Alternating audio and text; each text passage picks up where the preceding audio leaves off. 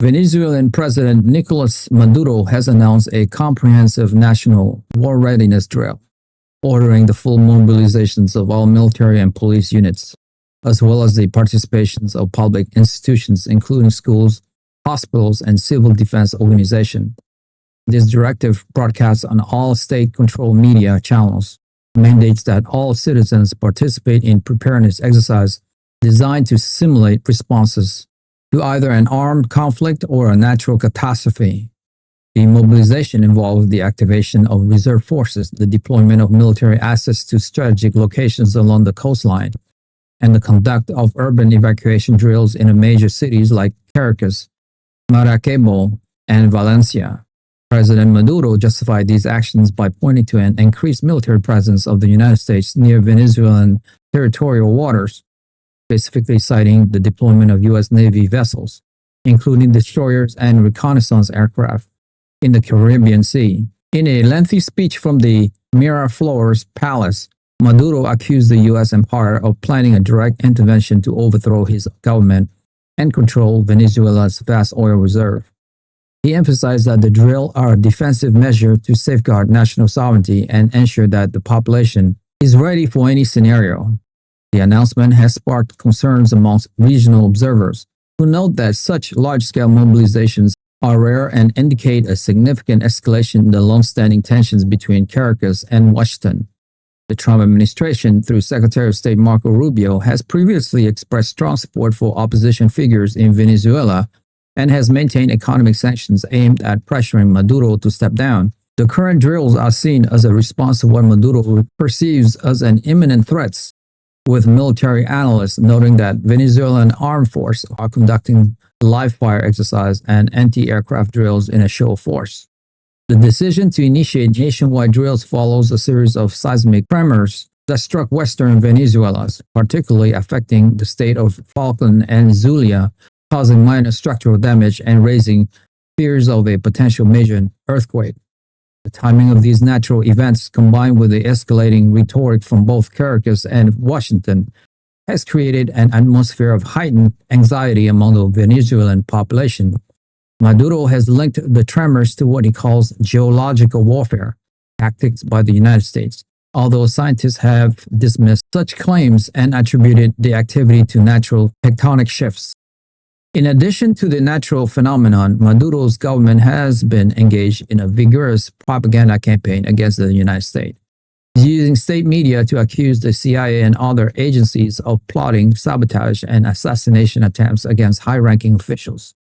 The slogan "Perfect Fusion for Peace" has been adopted to promote the integration of civilian and military efforts, with government officials urging communities to work closely with local military units to identify potential threats and strengthen national resilience. This campaign includes public workshops on emergency first aid, food storage, and blackout procedures, as well as the distribution of pamphlets advising citizens on how to recognize foreign spies and report suspicious activities.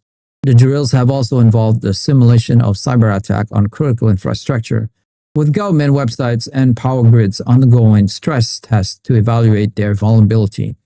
Despite the government's assurance that these measures are for public safety, critics argue that Maduro is using the drills to consolidate his power, suppress dissent, and distract from the country's severe economic crisis, which include hyperinflation, widespread shortage, and a humanitarian disasters that has driven millions to immigrate. The unification of civil and military institutions under the war readiness drills has profound implications for daily life in Venezuela. Schools have incorporated patriotism and defense education into their curricula, with students practicing evacuation routes and participating in lectures on national history that emphasize the threats of foreign intervention.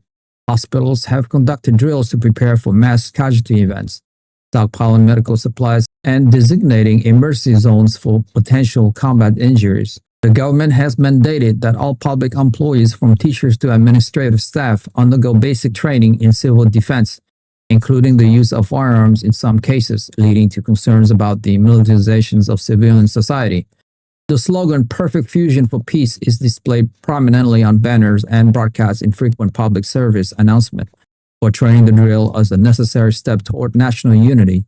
However, Opposition leaders have condemned the mobilization as a pretext for increasing state control and silencing political opponents, pointing to the arrest of terror activists who protest the drills as evidence of repression. The international community, including human rights organizations, has expressed alarm over the erosion of democratic norms and the potential for human rights abuse under the guise of national security. Within Venezuela, the drills have exacerbated existing tensions, with reports of looting and panic buying in some areas as citizens fear an impending conflict. The economic impact is also significant, as the mobilization requires substantial resources that could otherwise be used to address the country's crippling poverty and infrastructure decay. Maduro's government, however, insists that the drills are a sovereign right and a prudent response to external threats, citing historical examples of U.S. intervention in Latin America as justification for the measures. Global tensions surrounding Venezuela have reached a boiling point as other nations react to Maduro's mobilization and the increased U.S. military presence. The Organization of American States has held emergency sessions to discuss the situation, with member states divided between those who support Maduro's right to self-defense and those who condemn the drills as provocative. Countries like Russia and China have issued statements backing Venezuela's sovereignty and criticizing the United States for its aggressive posturing, while neighboring Colombia and Brazil have heightened their border security amid fears of spillover conflict. The Trump administration, through Secretary of Defense Peter Hegseth, has denied any plans for invasion but has reaffirmed the U.S. commitment to supporting democratic transition in Venezuela, leaving open the possibility of further sanctions or military exercise in the region.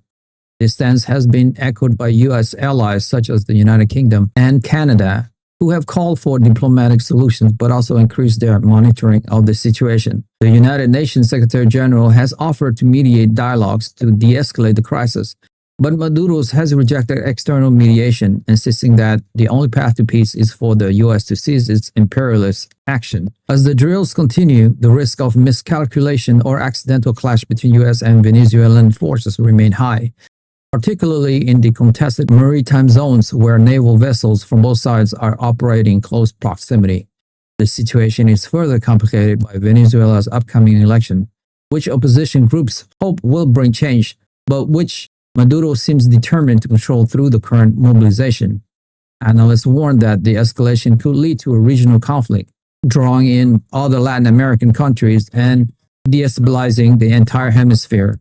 If you have made it this far, congratulations. You have unlocked the truth. I want to ask you a quick question. President Maduro's nationwide mobilization drill is presented as a necessary defense against the U.S. empire, but critics sees it as a tactic to tighten internal control amid economic crisis. With a significant U.S. military presence nearby, is this a genuine preparation for perceived imminent invasion? During the debate, we want to hear your insightful opinion on where this is all heading in our community.